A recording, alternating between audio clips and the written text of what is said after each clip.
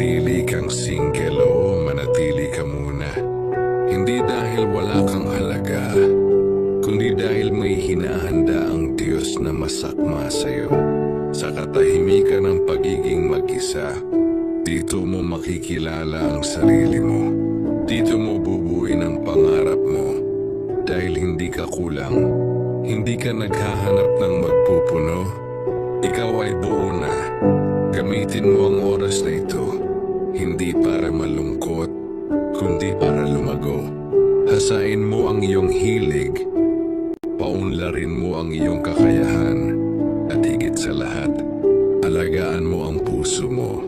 Dahil balang araw, kapag ikaw ay tunay ng masaya, tunay ng buo, hindi ka na maghahabol, ikaw na ang lalapitan.